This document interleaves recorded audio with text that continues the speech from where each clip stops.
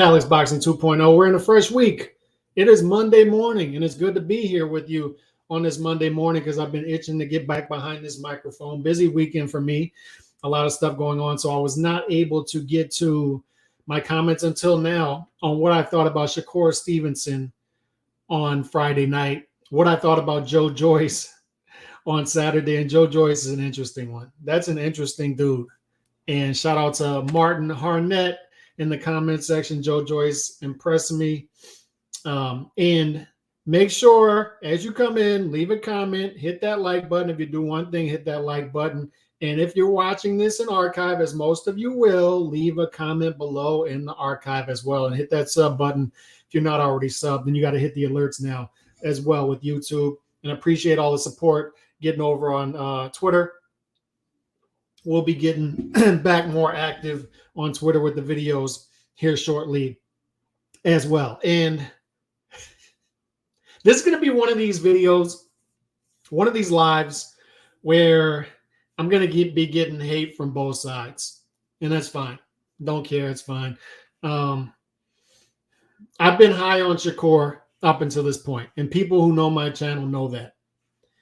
Been high on Shakur, saying I think he's that dude. I haven't definitively seen him lose a round yet in his career, and still sitting here Monday morning after the fight Friday night against Conceição, I still haven't seen Shakur definitively lose a round in his career. And that's something to be said, especially with the level of competition he's faced the past 2 years, the Nakathila fight, the Herring fight, the Valdez fight, and now the Conceição fight, who I felt Conceição was not getting enough credit as an opponent that he deserved. I felt he beat Valdez. I think he's a guy who's tough style, tough dude, as you saw Friday night. So there's a lot good to be said about Shakur and what he's done and what he did Friday night, but there are some negatives as well, a few red flags coming out of this weekend when it comes to Shakur Stevenson that makes me halt just a little bit and say, hey, there are some things missing here. There are some things. I get it. I understand the Shakur detractors. Now, there are a few things we need to be looking at with Shakur. JC in the building, Chauncey Pearls, appreciate you coming through. One big question of the weekend, does Joyce's style fare well against the top three heavyweights, and how far does that style take him? I think it takes him as far as he wants to go. And what I mean by that is this is the only style that Joe Joyce knows. It's the only style that Joe Joyce can execute, and it's an effective style against today's heavyweight division. He's a dude with undeniable power. He's a dude who throws short shots, and it's deceptive. It's deceptive. His speed is deceptive because he's a fighter. There's no question. There's no question Joe Joyce is a slow fighter.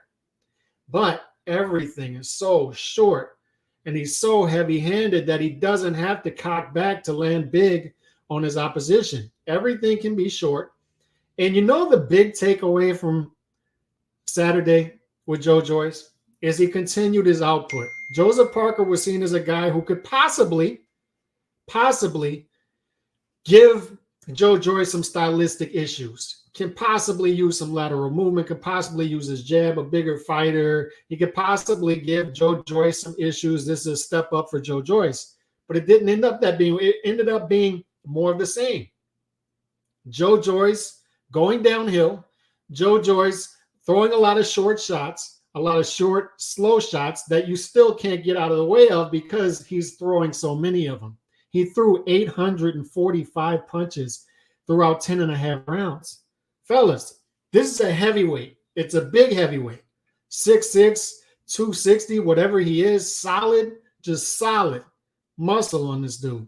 And he's constantly coming downhill like a snowball, like an avalanche, throwing shot after shot after shot after shot with a granite chin so he can take punishment as he comes in and still roll downhill and still land punches, and they're all heavy punches. And you can tell this because the opposition of Joe Joyce reacts to every punch. He throws to the body, they drop their hands. He throws upstairs, they raise their hands.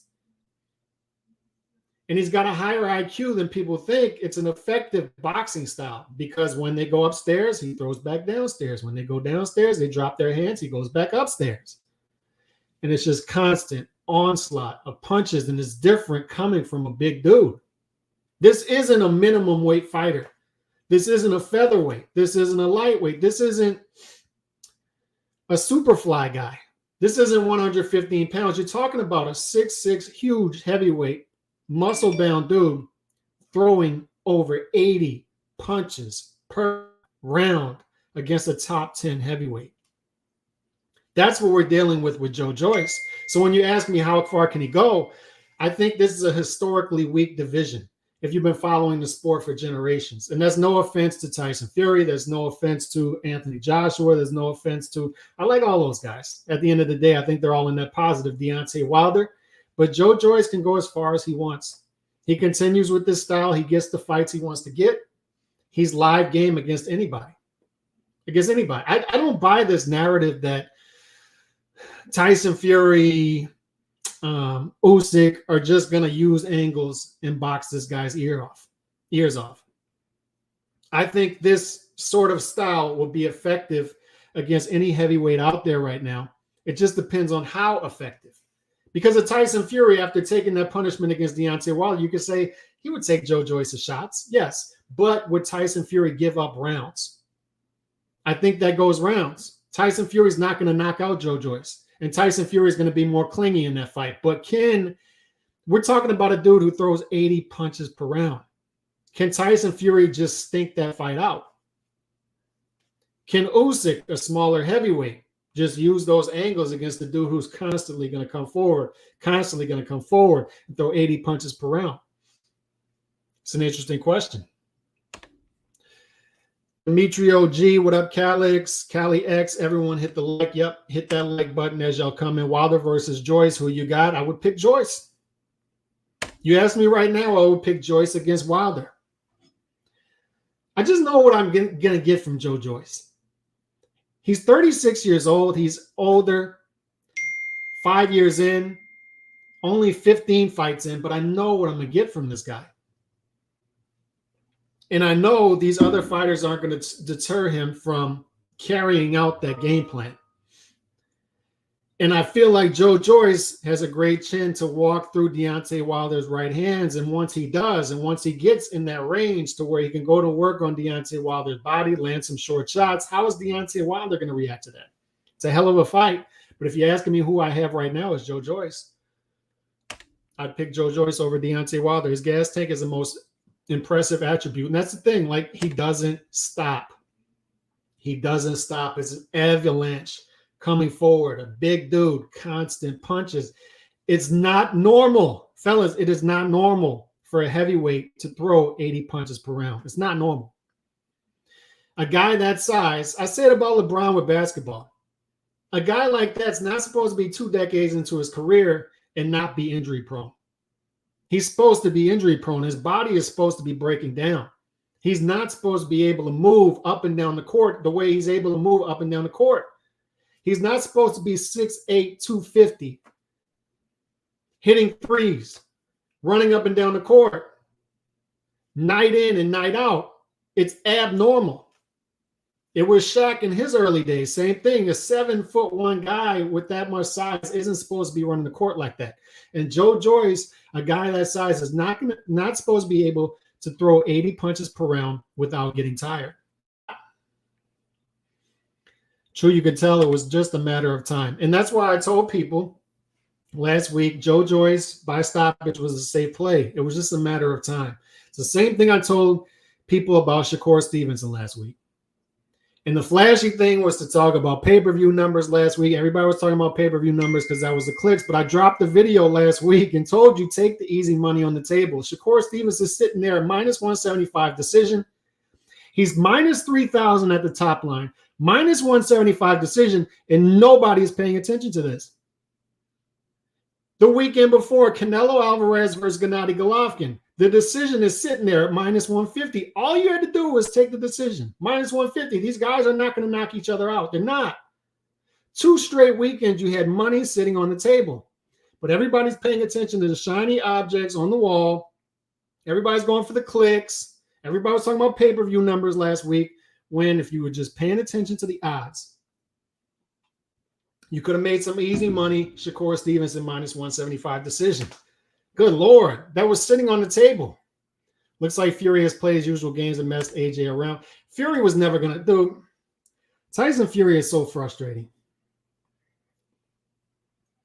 Talented fighter. Once again, a dude 6'9", whatever he weighs, 260, not supposed to be moving that way. Not supposed to be able to do what he does in the ring. But this nonsense outside of the ring, if we're keeping track of what he's done the past couple months, called out the Icelandic tough man competition winner, called out the UFC champion who was retired, called out Derek Chisora for a trilogy, announces a new trainer. 2 days after he announced a new trainer, he retires. After that, he unretires like a week later. Unretires. Keeps his WBC belt. And now we're to this. Anthony Joshua loses the fight. He starts calling out Anthony Joshua instead of Usyk. Fair enough. You want to fight Anthony Joshua before you fight Usyk? That's fine. Usyk doesn't want to fight till the spring. That's fine. Do that. But we all knew what this was. Anybody who's serious about a negotiation is shutting up right now and letting the lawyers do the paperwork behind the scenes. It's one thing I can say about Spence versus Crawford is they're all tight-lipped. We haven't seen anything come out of note when it comes to Spence versus Crawford negotiations. And that may be because they're not doing anything, but I think what it is they're trying hard to make these numbers work because they see that both of these fighters together, it's going to be tough to pay both of those fighters and put on a profitable pay-per-view. But they're trying hard behind the scenes, and Spence and Crawford are both being tight-lipped. But when it comes to Tyson Fury, you can tell he's not genuine with this because he's all over the place in the media. He's all over the place. I'm giving Anthony Joshua until today to decide. Why until today? Why? It's September. You're talking about fighting in December. Why today? Why today? And Anthony Joshua is out there saying yesterday that he agreed to everything. Well, why can't we get a heavyweight champion? Like, boxing fans deserve it. Why can't the boxing guys deliver it to us? Why can't we get a heavyweight champion that is normal and wants to be undisputed and is capable of it? Anthony Joshua wants to be that guy. He's just not capable right now. He can't be it. He's losing to Usyk. He slipped up against Ruiz for a fight. Usyk may be that guy, but the issue with that is he said he's only wants to fight 2 or 3 more times. Tyson Fury, Lord only knows how many times he wants to fight. It looks like he's allergic to being undisputed and going for undisputed. So who's going to be the heavyweight champion? Joe Joyce is 36 years old, fellas. 36. We're acting like he's young. He's 36 years old. He's pushing 40. So who's going to be the heavyweight champion that comes around and says, I'm that dude. I'm going for undisputed, collects all the belts, and he's sustainable. He's going to be around 5 years from now. He's going to be around 6 years from now. He's going to be around 7 years from now. We haven't had that in the heavyweight division. When the Klitschko brothers are around, they couldn't fight each other, so we had a two-headed monster. We didn't have that dude, the heavyweight champion. When Tyson Fury dethrones Vladimir Klitschko, we think, oh, here comes a new era. It's going to be fun, the Tyson Fury era, and he disappears. And once again, it looks like he's playing the same game. So I don't trust anything coming out from this dude. I expect him to fight Manuel Charr, like I've been saying the past month, in a tune-up fight that nobody should care about. And I think we're going to get that in December. Hopefully, at least we get the undisputed fight in the spring. But once again, the heavyweight division is just on the spectrum. It's ridiculous. I would like to see Usyk versus Joyce style clash. Would be a great watch. It would. It would. When Shakur fights Haney, I really hope I'm suffering from insomnia. Perfect cure for insomnia. Lennox was best. Appreciate you coming through. Anthony Joshua. I'd pick Joe Joyce in that fight as well. Good chin walk through Wilder right hand. I can't believe you just said that. I'm telling you, Joe Joyce has a hell of a chin. I'm telling you, Marion, he's got a hell of a chin. Crazy stamina and durability. And that's the thing. He's just going to keep walking you down, keep walking you down, keep walking you down. And my question is, once Joyce walks through the right hand, which he will once he walks through the second right hand and the third right hand and the fourth right hand. How is Deontay Wilder going to react to that? A dude throwing 80 punches per round. A dude going upstairs, downstairs. How is he going to react to that? That's my question. Because that's where the fight's going to be had. That's where the fight's going to be. One of the few channels making calls to make us some coin. And it was easy coin to make the past 2 weeks if people were just paying attention. Everybody's going after the clicks. Everybody's talking about pay-per-view numbers. But last week, I dropped a video about Shakur minus 175. Take the money, and like 70 people watch it. So people can say what they want, but people want to hear about Canelo and the pay-per-view numbers. They didn't want to hear about Shakur versus Conceição. But that was easy money on the table. Minus 175 Shakur decision. Easy money on the table. He was never going to stop Conceição. He wasn't. Joyce is impressive, but if he walks in like that, throwing punches with the chin completely exposed against Wilder's, he's getting slept. I'm telling you, Marion, I'm just telling you, that's his style. He's got a hell of a chin. He's not worried about what's coming at him because he knows he's going to get through those shots. And he's going to walk you down, walk you down, walk you down, and force you into a fight that you're uncomfortable with. It's like the basketball team, that constant press, constant press, constant press, constant press. And the coach doesn't worry about how many times the team's going to turn the ball over because he knows they're going to get those back. He knows that it's like Loyola Marymount basketball in the early 90s. They know they're going to get the shots up. They know they're going to force their opposition into 40 minutes of hell. And Joe Joyce is like that. You want to go 36 minutes with me? Fine. Try it. Try dealing with a heavyweight that in 36 minutes can throw over 1,200 punches, can throw over 1,000 punches. You want to go into that fight with me? Fine. Let's try it. Let's try it. And good luck to Tyson Fury and those other guys trying to yuck that fight up. Because I'm telling you, these people who think that Tyson Fury is just going to easily, and Alexander Usyk is going to easily deal with Joe Joyce. I'm telling you, I'm not saying Joe Joyce will win those fights, but those aren't easy fights. Joe Joyce, I still see people misreading him. We know what we're going to get from Joe Joyce in every fight now. Throwing 70, 80 punches per round constantly downhill. He's like the horror film antagonist. He's the horror film antagonist. Like, you ever watch Halloween with Jason? And like they're running and Jason's just like speed walking. But you know, a couple minutes down the line, he's somehow just going to pop out and stab him to death. You know what's happening. You see it in slow motion. Now, I'm watching this Saturday afternoon. I'm watching this. I'm like, he's going to Parker.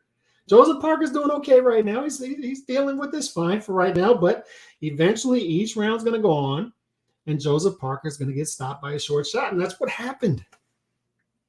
Short right hand put him down. He's the villain in the scary movie. And you see it every scary movie. Dark house, 2-story house every single time. Hot blonde walks in the house alone, completely dark in the house. Hey, anybody here? Anybody home? Nobody's home, of course. She expectedly doesn't turn the lights on. She expectedly starts undressing, walking up the creaky dark stairs. Expectedly takes all her clothes off every single time and takes a shower. And we all know it's coming. We all can read it. We all can feel it. It's a scary movie. It's dark. She's in there expectedly naked every single time. She walks out the shower with the towel on and the towel around her head. Stab, stab, stab, stab, stab, stab. We see it every time. We know it's coming, but it still comes. Happens every time, expectedly. And that's a Joe Joyce. That's a Joe Joyce movie. That's a Joe Joyce fight.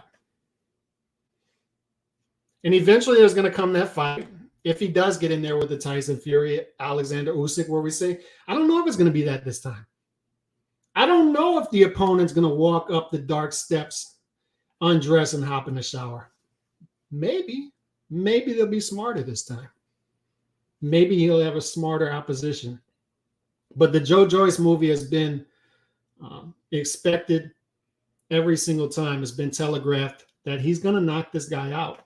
He's going to knock Joseph Parker out. Joseph Parker is a good fighter. He's a solid fighter. He's a top 10 heavyweight. But Joe Joyce has that style to where he's going to get to you. He's going to get to you. And he does every time. Shout out Santiago Media, Impala, Wheelchair Man John. I'm not sure if I'm tripping or if Thunderdome has been coked up. He was ranting about GGG got robbed in the third fight. I respect his boxing IQ, but damn, nobody should be saying GGG got robbed. Golovkin got this. It just wasn't a fight. It wasn't a fight. I got Joyce, and Golovkin's not even out there disputing it. Golovkin was giving Canelo his flowers after the fight. Golovkin's not even disputing that. Golovkin thought he lost 10 rounds in that fight. I got Joyce ranked as number 4 in my book. I didn't expect Shakur to lose his titles on the scale, though, and I'm going to talk about that in a minute as soon as I get to these comments. I've never seen a fighter get a pass by so-called boxing fans as much as Shakur did for not making weight. I hear you. I see Joyce winning possibly, but he's going to get off the canvas a couple times. Joe Joyce sparred Tyson Fury at the Summit in Big Bear. Fury was shopping trainers, ended up at Freddie Roach's. Joyce was training a one-fight deal with Abel Sanchez. He's still human. A clean shot from a big puncher can hurt anybody. Doesn't matter how good your chin is. Fair, but that goes both ways too. It goes both ways too. Good luck dealing with a powerful fighter with a good chin who can throw 70, 80 punches per round. I don't care how ordinary people think he looks, how slow he thinks they think he looks. Just telling you, it's effective. Those were the good old days. Horror movies hardly give us a hot chick about to kick you. Once the crazy music starts, you know there's going to be some stabbing. Every single time. Every single time. Salute my guy, Blood Boxing in the building. Appreciate you swinging through, my man. One of the GOATs. But that's a Joe Joyce movie. It's a Joe Joyce fight. It's the dude. It's Jason with the hockey mask. It's Freddy Krueger. It's the same thing every single movie. It's the hot blonde walking into the dark house. It's always a 2-story house. She never, ever, ever turns the lights on. And you're yelling at the TV, turn the lights on. Turn the lights on. You're walking up the creaky stairs in a dark house. Why? Turn the light and you're taking your clothes off. And every single time the hot blonde takes her clothes off, gets completely naked and jumps in the shower. And she knows something's off. And we all watching it knows something is off. And the house is still dark. She gets out the shower, stab, stab, stab, stab, stab, every single time. And that's a Joe Joyce movie. That's a Joe Joyce fight. It's, you know where it's going. You know it's developing. Man, he looks slow. Man, he looks slow. You see Jason Voorhees. They're running from him. And he looks slow. He's speed walking behind them. But somehow, 2 blocks up, he pops up from around the corner. Stab, stab, stab, stab, stab, stab, stab, stab, stab. And that's a Joe Joyce fight. It's how is this slow dude getting to their chin? And it's because, and we talked about the video last week. We talked about it. We talked about the video last week. What's his face is explaining it to Kimbo Slice. He's like, I can throw 2 fast shots at you. Try to move your hand out the way. And Kimbo Slice moves his hand out of the way out of 2 fast shots. And he says, let me throw a slow shot at you. Move your hand out the way. And he hits it. And the reason he hits it on the 3rd shot is he doesn't telegraph it with his shoulder. If you watch Joe Joyce fight, nothing is telegraphed. None of it. It's all coming from here. It's all from here. Nothing is cocked back. Nothing's coming from the shoulder. It's all short shots. All of it. And he has so much power in his hands. He's so heavy-handed that those short shots have impact. And he's obviously been taught. He's only 5 years in. 36, 37 years old. Only 5 years in. But everything is short. He's been properly taught how to throw a punch. Nothing is telegraphed. As your boy was telling Kimbo Slice in the video, we're training boxers and we're training MMA fighters to be read. We're training them to be read, even when they're shadow boxing. Moving their shoulders, they're cocking back. Everything from Joe Joyce is shot from the hip. Shot from the hip. You can't telegraph it watching his shoulder. And even if you could, it's still such an onslaught of shots that you're still dealing with the 6'6", 250 dude who's not supposed to be able to move like that, not supposed to be able to throw 80 punches per round. LeBron James is not supposed to be able to run up and down the court like that, especially 20 years into his career. It's not supposed to happen. Shaq wasn't supposed to be able to run like a gazelle early in his NBA career. It's not supposed to happen. Tyson Fury, egghead, looks like Humpty Dumpty. We can say what we want about him. He's shaped like Humpty Dumpty. His butt crack showing. Plumber's crack. Looks weird. He's not supposed to be able to move like that laterally. He's not. Certain dudes are like that. Joe Joyce is one of those dudes. Looks slow, but he's moving. And the tempo is high. Like a basketball team constantly pressing. They may turn the ball over, but guess what? They're going to get more turnovers from the other team. Joe Joyce may be making mistakes in the ring, but he's making you make more mistakes. He's luring you into his fight because you have no choice. You have no choice. You can't yuck up the fight against a dude constantly moving his hands. Can't do it. Think of Fury's legs. He didn't seem to be moving quite as sharp as he used to against Dillian. And one thing I hope, man, is somebody beat that dude. Somebody beat Tyson Fury, please. I'm just tired of it. And I didn't think I would say that. Tyson Fury's a net positive to the sport, just like Deontay Wilder, but I'm so sick of both of those dudes. Both of them. But Tyson Fury, especially right now. The constant nonsense. You have till today to decide if you want to fight or not. We know he's going to fight Manuel Char. Somebody please beat this dude. Please beat him. And the Tyson Fury fans aren't going to like that. I don't care. I don't care. He needs to be beaten. We need some normalcy in this division that is on the spectrum. The heavyweight division is just, God, can we get it together, please? Please get it together. I would love to see Joe Joyce just run through all these dudes. Even at 37 years old, just run through them. Would love to see it. At least he's exciting. And at least he looks like he wants the fights. He's not playing games in the media like Tyson Fury. As far as Shakur Stevenson goes, we say what we think about fighters without saying anything, right? Like our expectations of fighters. I say it about Canelo, right? Like if you look at Canelo's career and you take his resume, anybody else, you would be saying, good Lord, look at what that dude's doing. But with Canelo, it's a different story. People nitpick. It was the same with Floyd to a degree, right? I feel with Canelo, it's been more unfair because with Floyd, we all wanted the Manny fight. We had one dude to point to. Why aren't you fighting this guy? Why aren't you fighting this guy? Why are you pretending all of a sudden that you care about drug testing? Why?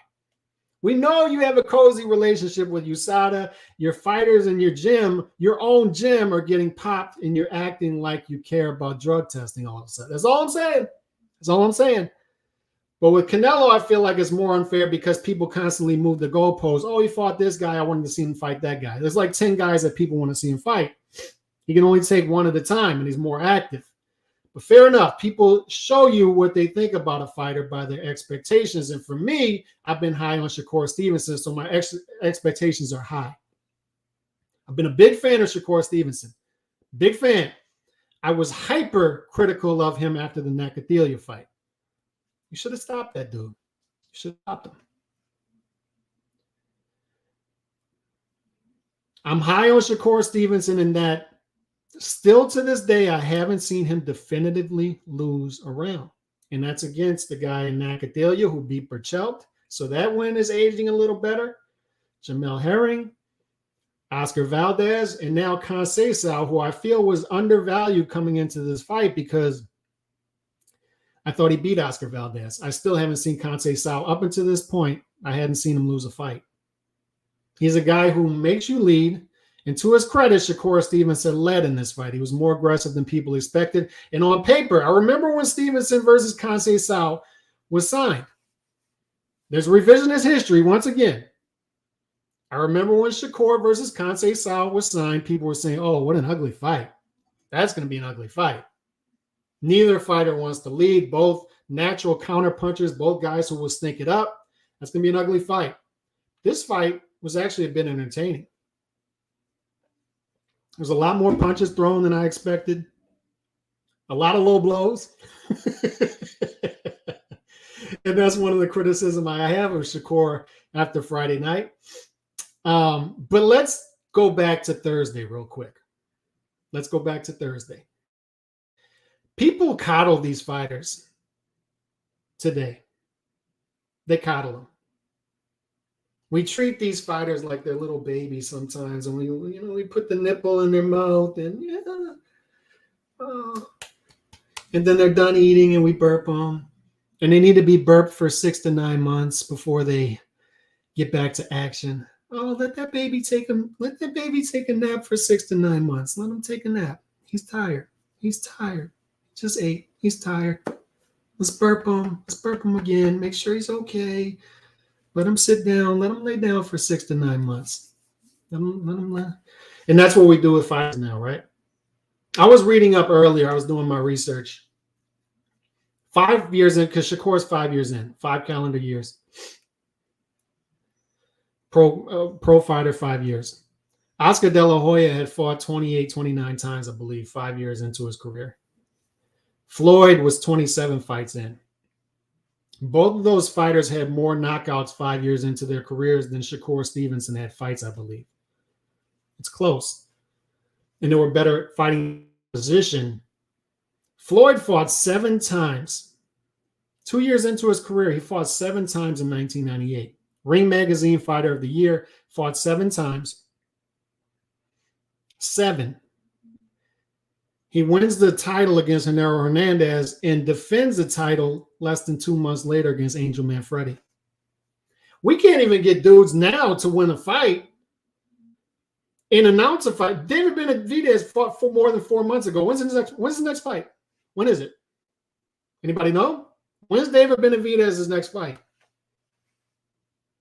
He fought more than 4 months ago. Everything takes forever to develop with these fighters. And it's like I said, let's burp him. Let's burp him. Let's put him down for 6 to 9 months. He's tired. He's tired. He's tired.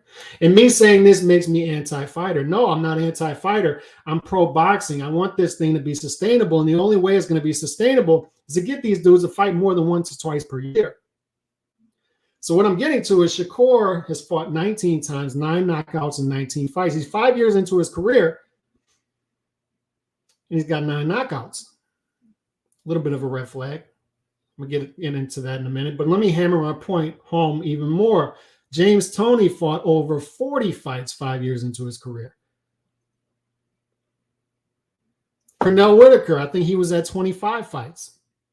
These dudes were hyperactive early in their career. And the common denominator with every star we produced in boxing is they were all hyperactive early in their career. Canelo's almost 70 fights in.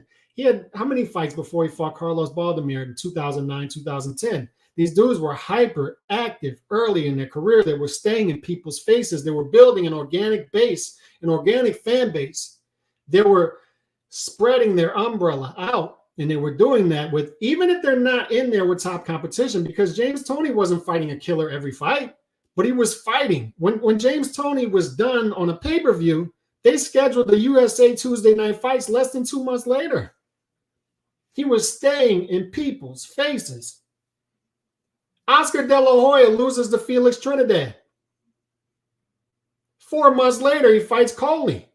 2 months later after that, he fights Shane Mosley. 5 months after that, he fights Arturo Gatti. In 1 calendar year, he fought Tito Trinidad, Shane Mosley, Arturo Gatti. Within like a 13-month span.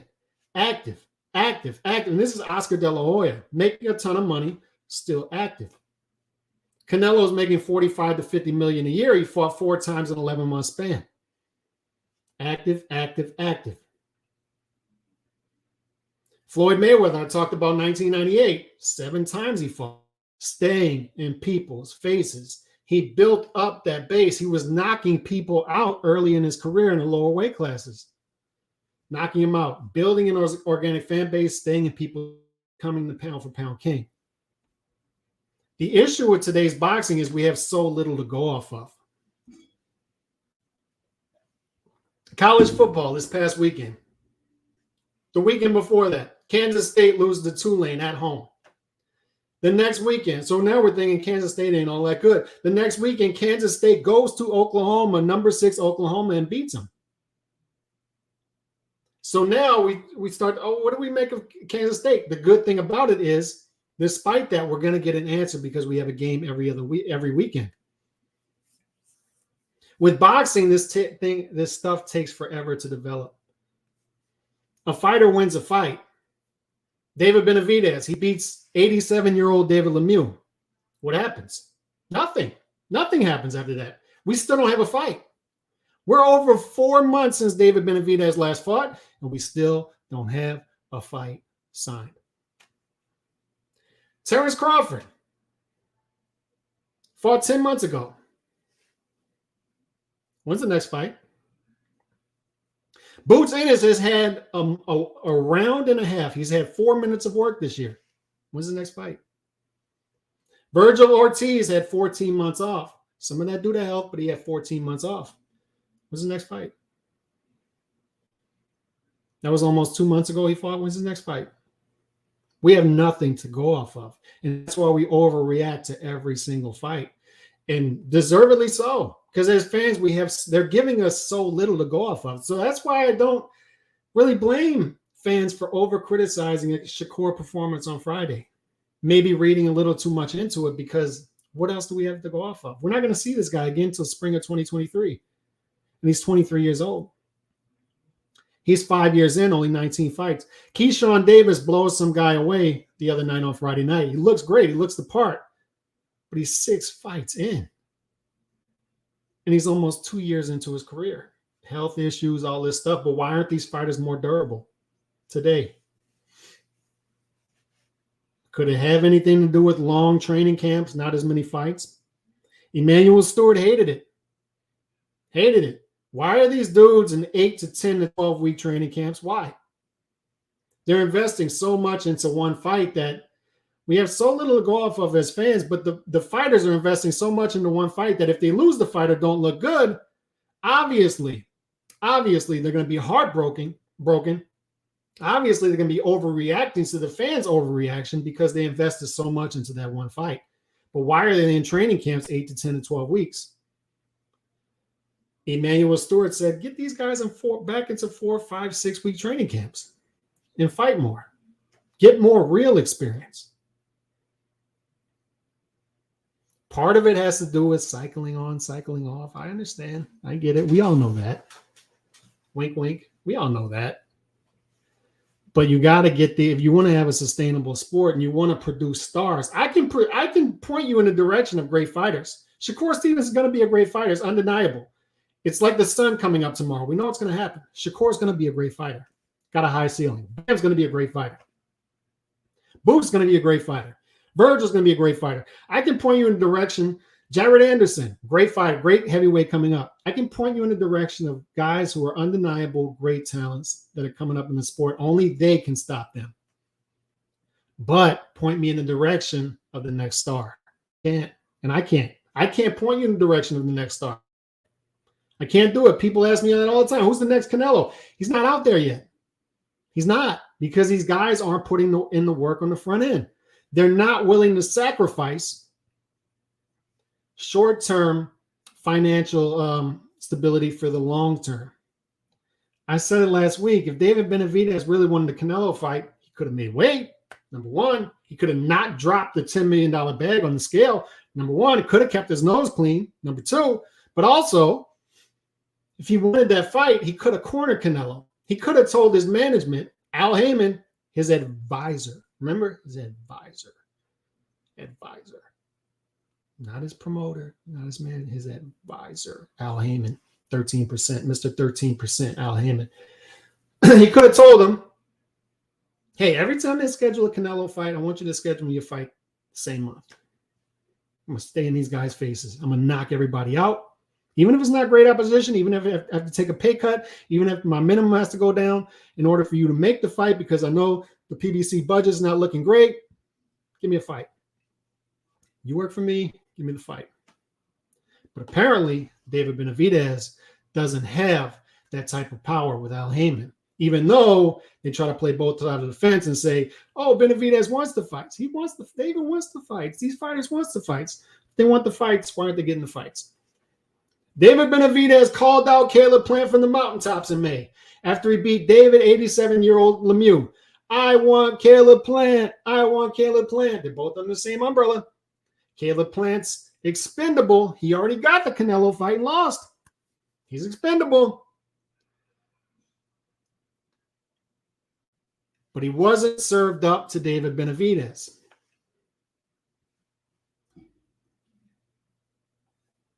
And I'm told David Benavidez wants that fight. And I'm told that David Benavidez has the power to make that fight because David Benavidez is a boss. He's a boss. Why didn't he get the fight? He gets that fight. It makes it easier for him to get the Canelo fight next year because he could say, I knocked out Caleb Plant earlier than you did. You knocked him out in the 11th round. Well, guess what? I knocked him out in the 4th round. So now you got to fight me. He can call out Canelo Alvarez after the fight. Here I am. Here I am. The Mexican that you don't want to fight. Because they're running with that one, right? Still, they're running with that narrative. Canelo don't want to fight Mexicans. Oh, my God. He doesn't want to fight Mexicans. Oh, my God. Canelo, what are we going to do? We have to stop everything we're doing to talk about this. Shakur is fighting Conceição. Joe Joyce is back in action. We got 20 fights this weekend, but stop everything you're doing. Let's utilize all our resources to a comment from a month and a half ago. Canelo doesn't want to fight Mexican fighters. It's clearly due to David Benavidez. David Benavidez wanted that fight. Would have kept his nose clean. Made weight. He would have had that fight already. Shakur is incredible. He's the best fighter in the world right now. Bruce Gas. What's up, Bruce Gas? My guy, that's old school OG. He'll know what I'm talking about with this. Dude's fighting once or twice per year. The top 10 pound for pound fighters in the world, according to Ring Magazine, have fought a combined 9 times in the first 9 months of this year. And they're on pace to fight 13 times this year. They're averaging 1.3 fights per year. Calix, why do you always talk about this? Why? Every single time. Every single time you start to talk about the fights on your live, and then you got to go into inactivity because it's the biggest problem in this sport right now. It's a pandemic of inactivity. And you could talk about USADA, VADA, drug testing. Drug testing only stops poor fighters. It doesn't stop rich fighters who are fighting once or twice per year and can cycle off months in advance. They can do blood transfusions. Yet y'all are still talking about damn drug testing. Drug testing is a huge problem in boxing. It'll never be stopped. You're stopping poor fighters from taking drugs that can maybe even the score. And the rich fighters, the wealthy fighters, can get around it. The ones that have cozy relationships with USADA and VADA. Oh, that doesn't happen, Cal. That doesn't happen. Of course it doesn't.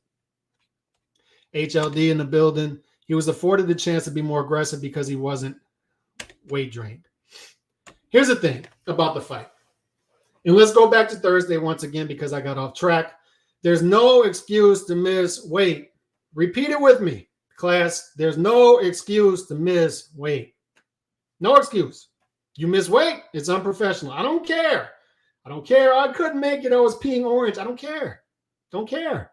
I don't care if you were peeing the color of my hat. It doesn't matter to me. You signed a contract. You have millions of dollars to invest in a strength and conditioning coach. Dietitians, you have more access than ever, more resources than ever. Fighters from previous generations to make weight, and you missed weight. And part of the reason these fighters are missing weight, the way they're missing weight, 8 to 10 to 12-week training camps, and in between them, they're in between those training camps, they're blowing up. Not in the gym. Not as disciplined. So you have a hometown fight, you sign, it's already sold out. 10,000 people there. You sign the fight to make 130, and you can't get down to anything lower than 131.6. And these dudes have weight down to so much of a science that when the bathroom scale at the hotel is off by 1/10 of a pound, they miss weight by 1/10 of a pound. That's how much of a science these dudes have it down to. So you're telling me a dude that almost missed weight by 2 pounds, and he's a 130-pound fighter. You're telling me that he did everything possible to make weight?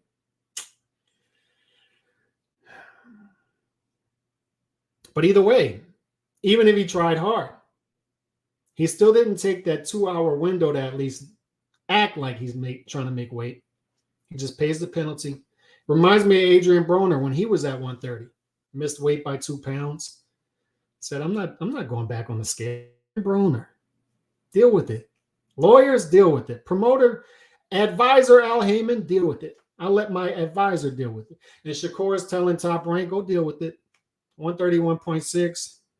Give him some extra money. I'm making $3 million in this fight. Give him some extra money. I'm not going to try that. And I'm supposed to give him a pass because the belts don't matter to him anyway. Doesn't matter. He's moving up to 130. Guys, come on. He puts on a good performance. Nobody's going to remember anyway. He's moving up to 135. He's giving up the belts anyway. What I'm telling you is stop giving these fights passes. Or do what you want. But we all know when there's a fighter that you dislike that misses weight, you're not going to have the same energy. He shouldn't be getting a pass. And this is coming from a Shakur Stevenson fan. This is coming from a dude where everybody's like, oh, stop talking so highly of Shakur Stevenson. Stop. Why do you already have him in your top 10 pound for pound? That's ridiculous. That's me. I'm that dude. I already had him. What did I have him? 9 on my pound for pound list, whatever it was, 8, 9. And now I got to call him out on the weight because it's the right thing to do. You don't miss weight. Alicia Baumgartner said it on Twitter last week. There's never an excuse to miss weight. You sign the contract, you make 130. It's that simple. Make 130.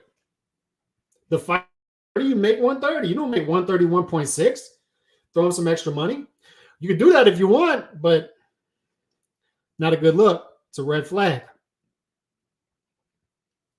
So then we go into the fight on Friday, the actual fight. And Kansei Sao is a better fighter than I think people give him credit for. And I appreciate the fact that Shakur Stevenson was more aggressive, bullied, walked him down. And Shakur Stevenson showed me what Shakur Stevenson has shown me in the past. I still haven't definitively seen him lose a round. He's still winning these rounds. He's still putting him in the bag. But when we get to round 7 and round 8, and I knew this was going to happen. That's why I bet Shakur Stevenson minus 175 by decision, because they put it on the table for you to grab. He didn't step it in 5th gear. He was aggressive, but it wasn't a smart aggressive. He got wild. He got out of control. He got frustrated, which is, I knew Kansei Sao brings that to the table. He just frustrates people because you're hitting him with these shots and he's just not, he looks like he's wobbling, but I kept saying, like, the ESPN announcers are acting like this guy's hurt. He's not hurt. He's not hurt. He's just an awkward fighter. He's an awkward fighter. He's not going to go anywhere. He was throwing more shots than I expected, and that's a testament to Shakur Stevenson that Kansei Sao had shots because Shakur was more aggressive. He's a bully. But it was very much a mixed bag for me with Shakur the whole weekend. Right? Yes, I appreciate that he was more aggressive, but it wasn't a smart aggression late in the fight. He could have made it easier for himself to try to get that stoppage. He was trying. I saw him trying. He just couldn't do it. He's not a stopper. We talk about Terrence Crawford. He's a stopper. He's a killer instinct guy. To me, the special ones, Floyd Mayweather was a stopper early in his career. Floyd stopped guys. When it was time to put it in 5th gear, he could stop guys. So if we're comparing him to the Floyds, to the Pernell Whitakers, Floyd and Pernell would have stopped Kansei Sao on Friday night. So it's our expectations of Shakur, right? If we're going to put him, Shakur is comparing him to other great fighters of previous eras. Shakur is calling himself the best fighter in the world. We have to hold him to those standards. And on Friday night, although he looked good, I thought he looked really good. But did he look special? Did he look great? No, not really. Not really. And the frustrating part about this is after that, after a really good but sort of a letdown performance, you're going to have to wait 6-7 months to see him again. That's the frustrating part about boxing, and why I once again veered off into my inactivity rant, because it's frustrating to watch.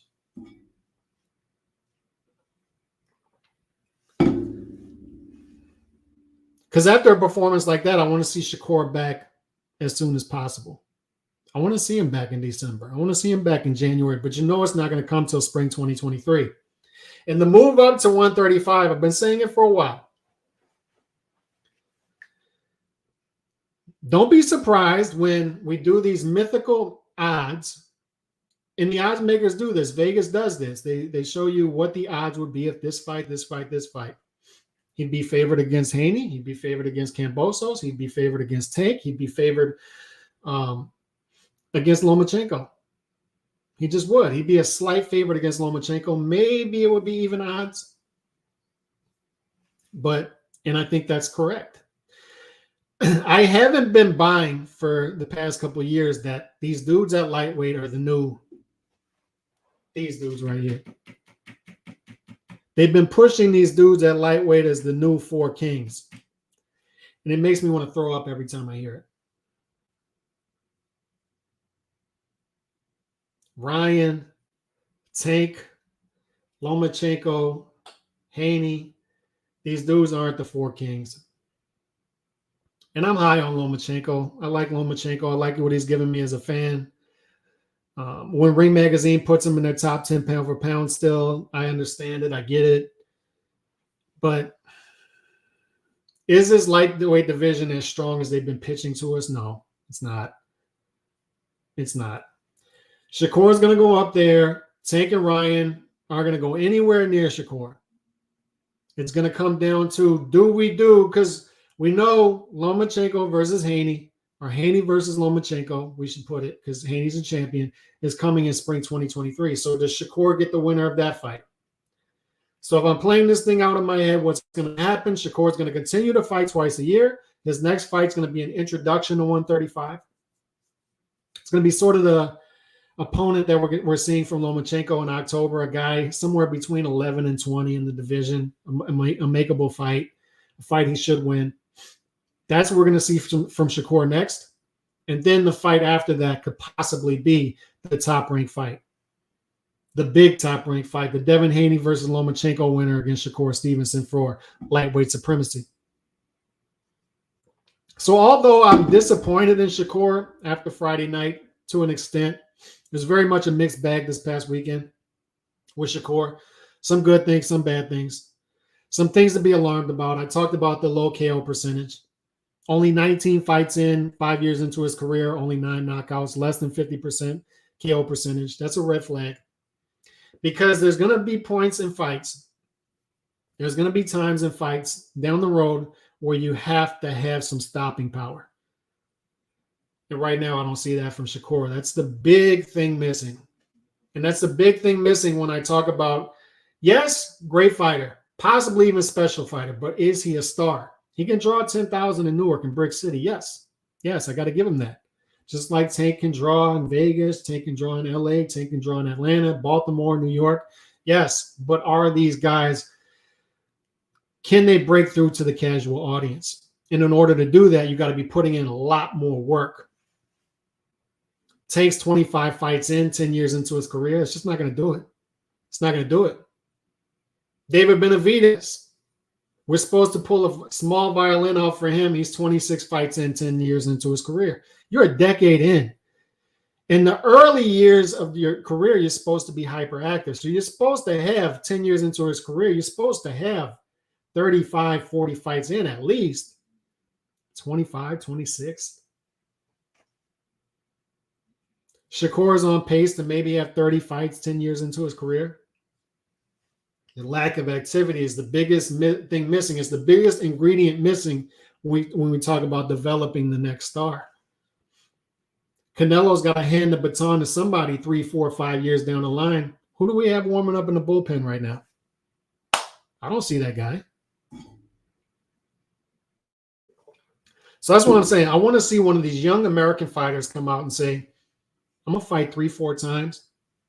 I'm going to knock some dudes out. I'm going to take some chances. I'm going to knock some dudes out. I appreciate that Shakur Stevenson is giving me good competition, good level of competition. Appreciate that. Just want to see more activity. I want to see more smart aggression. And I'm asking these things of him because I'm high on him as a fan. I expect more. I want more from Shakur as a Shakur fan.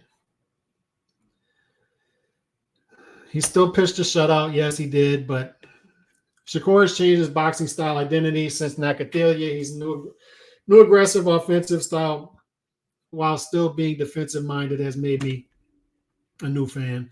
Shakur kicks Haney's ass. I tend to agree. I don't think that Haney jab and hold style is going to work against Shakur. Shakur is too smart. And I don't think Tank can hang with Shakur. I don't. I've seen Tank give up rounds to Rolly Romero. Rolly Romero is not a good fighter, fellas. Like, he's just not. He's not. Shakur's not losing rounds to Tank, and I think Shakur's chin is good to hold up against Tank. I don't know. I'm not that high on Tank, though. Salvador Sanchez at 45 fights at 23 years old. Early on in your career is the time to get those fights in. I can point you to the resumes of Oscar early in his career fighting 9 times in a year. Floyd fighting 7 times in a year. James Toney fighting 11 times in a year. I can point you in the direction of that. Where's that fighter now? Keyshawn Davis. They're talking about him being a contender. Dude's not even fighting 10-round fights yet. And I like Keyshawn Davis. He seems to have it all there, but he's 6 fights in. He's fighting 8-rounders. And dudes are acting like he's already a contender. My man, you're almost 2 years into your career. You turned pro early in 2021.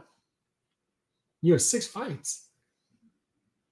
Yeah, but health, all this stuff. There always seems to be an excuse with these fighters. It goes back to the coddling, right? Yeah, he missed weight, but yeah, take it easy. He missed weight, but they got the bottle and nipple in their mouth, in Shakur's mouth. Yeah, he missed weight, but he was gonna drop the belts anyway. Yeah, he's a 2-weight champion with only 1 title defense, but it's okay because he's moving up weight and all this. He just couldn't. He was peeing orange, Calix. He was peeing orange. Let me burp him real quick. And he's tired. We got to give him a 6 to 9 month break so he can take a quick nap from the Conte South fight. He's just, Calix, be easy. Coddling fighters. Coddling them. He missed weight. He missed weight, fellas. He missed weight by almost 2 pounds. And this was his 2nd fight of the year. 2 fights. And that's an active fighter today. Top 10 pound-for-pound fighters, according to Ring Magazine, are fighting an average of 1.3 fights per year. Fellas, we took an off-ramp somewhere, and there's no on-ramp. There's no on-ramp back. All we can hope for is there will be some rays of sunshine through those black clouds. Like there are going to be a few fighters who say, you know what? I'm gonna fill that void. I'm gonna be the dude to fight 3, 4, 5 times per year. I'm gonna be that guy. I'm gonna be the guy to go after that audience that is still there if I'm active and knocking guys out.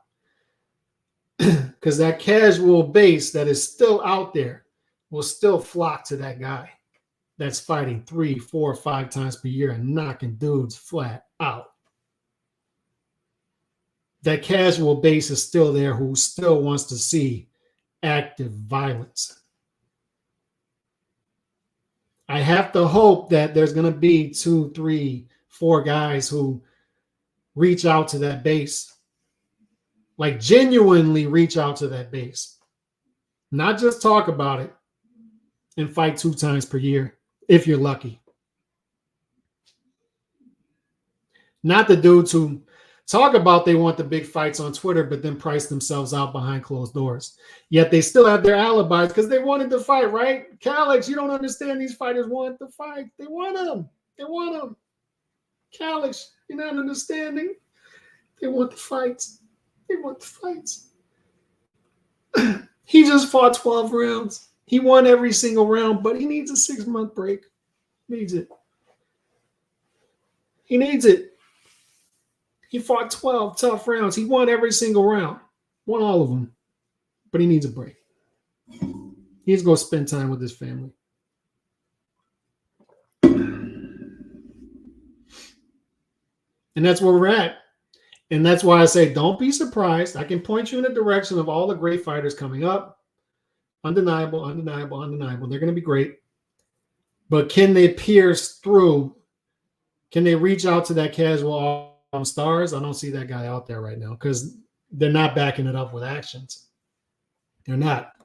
Bam Rodriguez. Bam wants to fight 4 times per year, but he's 115 pounds.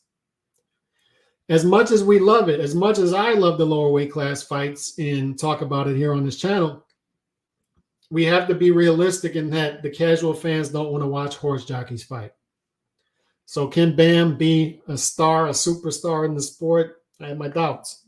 But he's the only guy actively going for it, actively reaching out to the casual audience by being aggressive with his career right now. Everybody else is doing a bare minimum and expecting everything to fall in their lap. So I don't know, man. Like, I'm high on Shakur. I'm high on his talent. I think his ceiling is high. One of the highest ceilings in the sport, along with a guy like Bam Rodriguez, along with a guy like Boots Ennis. But will Shakur Stevenson, will Keyshawn Davis, will Boots Ennis, will Virgil Ortiz, will these guys be fighting more than twice per year? Will they be able to make weight consistently? I have my doubts. I have my doubts. There's no excuse to miss weight, fellas. Take that nipple out their mouth. Take the nipple out his mouth. Shakur Stevenson missed weight by almost 2 pounds, fellas. Nobody should be out there saying, yeah, but he was giving up the belt anyway. Doesn't matter. 2 title defenses. I mean, 1 title defense. He's held belts in 2 weight classes, and as of right now, he has 1 title defense. It goes back to what we were saying about Tyson Fury. How many legit title defenses does he have? Why are we frustrated with Tyson Fury right now? Because he's out there acting like an idiot. Build your base. Build your base. Do it early. And watch, man. Just watch. Make those sacrifices early. Fight 4 or 5 times per year. Fight 3 times per year. But this is too... People are going to listen to this. People are going to hear this. In the archive, they're going to listen to comments. Like, you're expecting too much of the fighters. You're expecting too much of the fighters. You're expecting too much. You're anti-fighter. You're anti-fighter. You're burping the baby. You're feeding them. You're burping the baby. You're going to lay them down. They need a nap for 6 to 9 months. They need a nap. They need an 8-month nap. They just fought a tough 12-rounder. Tough 12-rounder. Give them a break. How are we going to build a sustainable sport? And where's the new star going to come from? Where's it going to come from? Especially here in the American market. Because are we going to be to a point with this dwindling American audience? Are we going to be to the point where 10 years from now, American fighters are going to have to go to the UK to build their audience, to build their base? 20 years from now, American fighters are going to have to go to the UK or wherever to build their base because the market just isn't here anymore. There's a ton of American talent coming up. A ton. Haney, Bam, Stephen Fulton, Boots, Virgil. But I just don't see the activity. I don't see a genuine reach out to these casual fans from these fighters and their handlers. I don't see it. And that's why I don't think that this handoff from Canelo to another fighter is going to happen. We may be looking with Canelo at one of the last big stars in the sport. We may be looking at it. I never thought that would happen. I always thought that recycling process would happen. But if we take Canelo out of the sport right now, if Canelo decides, he comes out and announces tomorrow, you know what? I'm going to PGA Tour. Go play golf. I'm done. Who's this? Who is the star at that point? Who is it? Name him. Who's the star? Who's the face? Tank? Tank's the face? Is that what y'all are saying? Tank? Who's the face? Is it Virgil Ortiz? We've seen him once, pop out once in the past year and a half. Who's the face? Who's the durable guy, super talented, marketable guy who can reach out to the casual fans and build that organic base, and who has been putting in the work early? And maybe it's the problem child, Jake Paul. And by the way, another dude I would love to see get knocked out. Would love to see Anderson Silva knock that dude the hell out. But good Lord. But I mean, just to recap, just to not be super negative, Shakur Stevenson, once again, to speak on the positives, he did win every round, in my opinion. I think you can give Conceição some comparative rounds, but once again, like this speaks to the talent of Shakur Stevenson, that all these fights later, even after the past 4 fights against good competition, I still haven't seen him lose a round in which you say, all right, that definitely went to that dude. Every round you could say he lost was close. It was close. It was close. I haven't seen this dude like just clearly beaten around yet. And that's saying something to his talent. Super talented. Joe Joyce, like I said, he's that killer in the Scary Movie. Just walking slowly. They're running, but somehow you know he's going to pop up around the corner, stab. That's Joe Joyce. You can say what you want about him, slow, whatever you want, but he's throwing 80 punches per round. He's throwing them all short, none of them telegraphed, going upstairs, downstairs, and he's just walking down his competition and beating the hell out of him. And that dude, good luck, man, because he's not an easy out for anybody. Not an easy out for anybody. Anybody talking out there like, oh, he would clearly lose to this guy, I'm telling you, he's not an easy out for anybody. So that's what I think about Joe Joyce as well. So overall, net positive from both fighters. Net positive from Shakur, even though he missed weight, even though he showed some not so smart energy late in that fight. Didn't look all that great. But Conceição, still a good fighter that I felt was undefeated, still a tough style. And Shakur still definitively won the fight. And he moves forward. He moves forward at the end of the day. But I just want more from these fighters. I don't know. Maybe I'm demanding too much. I just want more from these fighters. I'll be called as a hater again. I'll be called anti-fighter again, but it is what it is. I'll be back tomorrow. Appreciate y'all swinging through. God bless y'all on this Monday. I'm out. Peace.